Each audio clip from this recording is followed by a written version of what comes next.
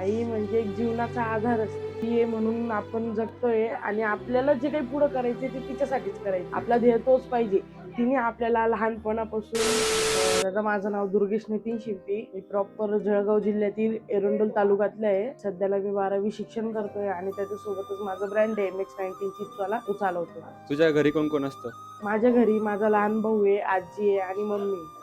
तुला ही आयडिया कशी आली ब्रँड उभं करायची? म्हणजे मी त्याच भागातला आहे. जसं की जळगाव जिल्हा हा केळीचा सगळ्यात जास्त उत्पादनाचा जिल्हा आहे. त्या भागातून केळी पूर्ण जगात एक्सपोर्ट होते. तिथली जी केळीची चिप्सची टेस्ट आहे ती कुठंच भेटत नाही पूर्ण भारतात. तर तीच आयडिया आली की आपण अजून याच्यात काही ना काही युनिक करू, पण याच्यात फ्लेवर लॉन्च करू. तर तसे आपण आपल्या MX19 चिप्सवाल्यामध्ये चिप्समध्ये 12 पेक्षा जास्त फ्लेवर. दुकान सुरू करण्याच्या आधी काय करत होता?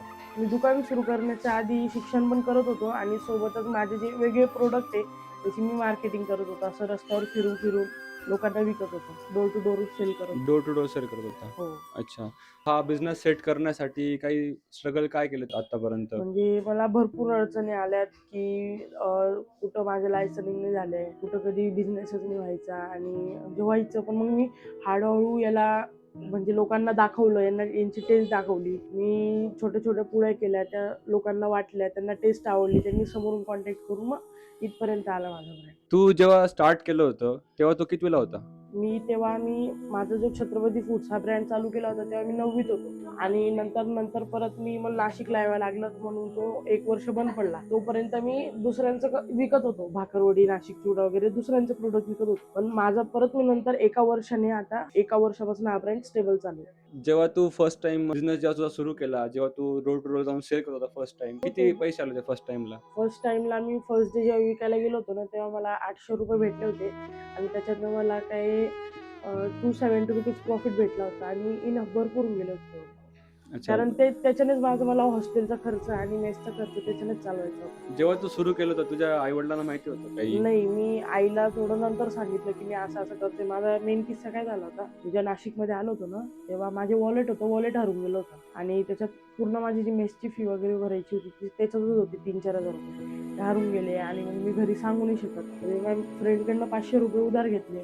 त्याची मी काय केलं, डीमार्टमध्ये गेलो, हाफ प्राईसचा जो सामान असतो 50% ऑफवाला तो घेतला आणि तो डबल प्राईसला घेतला आणि मग तसंच ती फर्स्ट इन्कम माझी जनरेट झाली होती. नंतर मी ते पैसे रिकवर केल्यानंतर घरी सांगितलं होतं. की बाबा मी सुरू केलं बुवा काहीतरी हो. असं. अच्छा, मग तू जेव्हा घरी सांगितलं तुझ्या आई वडिलांना तेव्हा तुला त्यांचा रिव्ह्यू कसा मिळाला? काय बोलले नाही, ते? ते तर आधी बोलले तू स्टडीवर ध्यान दे, तू या गोष्टी नको करू. ते खूप म्हणजे त्यांना नंतर मी सांगितलं नाही. त्यांचा जेव्हा मला निगेटिव्ह रिस्पॉन्स भेटला त्याच्यानंतर मी सांगितलंच नाही करतोय, पण मी इकडे करत होतो. नंतर मी आता एवढा सक्सेस झालो तर त्यांना पण खूप बरं वाटतं की आता तुझं वय काय आहे?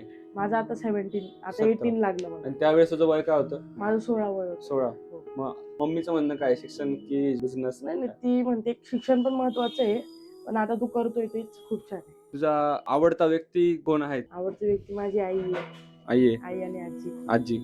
तू त्यांच्यासाठीच करतोय फक्त इथं सगळं सगळं? त्यांच्यासाठी. माझ्या लहान भाऊ आहे. अच्छा, तुझा लहान भाऊ पण तुझ्यासोबत काम हो, करतो का? सोबत तो 8वीला आहे. अच्छा. पण त्याचा भरपूर सपोर्ट आहे मला. तुला तुझ्या जीवनात आनंद कसा मिळतो सगळ्यात जास्त? जेव्हा माझे घरचे आनंदी असेल त्याच्यातच माझा आनंद आहे. जीवनातला आतापर्यंतचा वाईट काळ कोणता होता की ज्याच्यातनं तू खूप सफर केलंय? माझे वडील गेले तेव्हा. म्हणजे काय झालं होतं? कसं काय वारले? ऍक्सिडेंट झालं होतं त्यांचं 8 वर्ष आधी. 8 वर्ष आधी. तेव्हा तू कितवीला होता? तेव्हा मी 4थीला होतो. 4थीला असताना ते एक्सपायर झाले.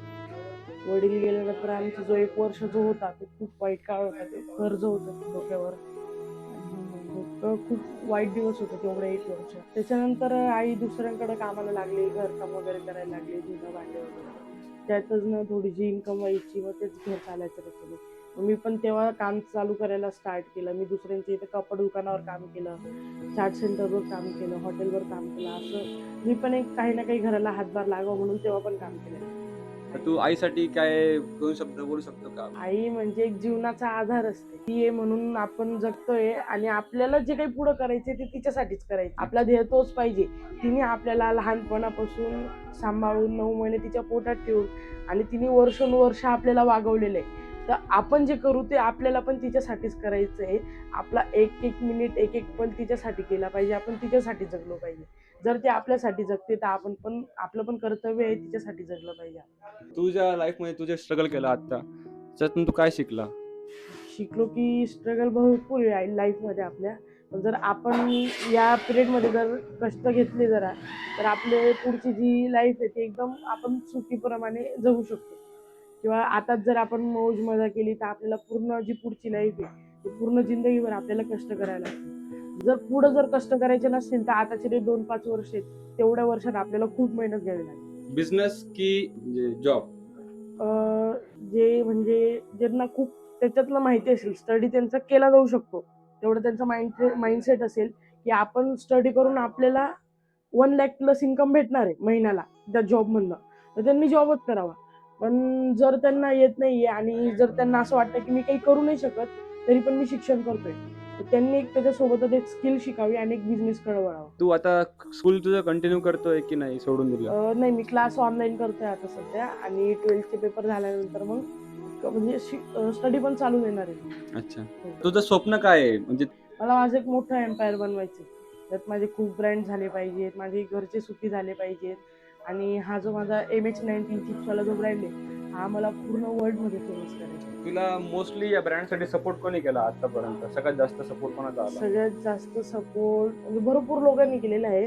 पण एक मी म्हणू शकेल की Instagram इन्फ्लुएन्सर होते, ज्यात शुभम दादांचं नाव घेतो. मी कधीही घेतलं तर त्यांचं नाव आधी घेतो. कारण त्यांचा जो मला सपोर्ट भेटलेला आहे नाशिकमध्ये आल्यानंतर, त्यांनी मला खूप सपोर्ट केलेला आहे. जसं की सुरुवात पण त्यांच्यापासूनच झालेली. मी जेव्हा प्रोडक्ट विकायला चालू केले होते ना, तर त्यांनी माझी सेकंड रील केली होती आणि ती व्हायरल गेली होती. म्हणजे त्यांच्यापासूनच मला एक ओळख भेटलेली. एक त्यांचा सपोर्ट भरपूर होता मला, आहे आणि आता पण आहे. शुभनाला तू काय म्हणशील या व्हिडिओच्या माध्यमात? शुभम दादा जगात भारी.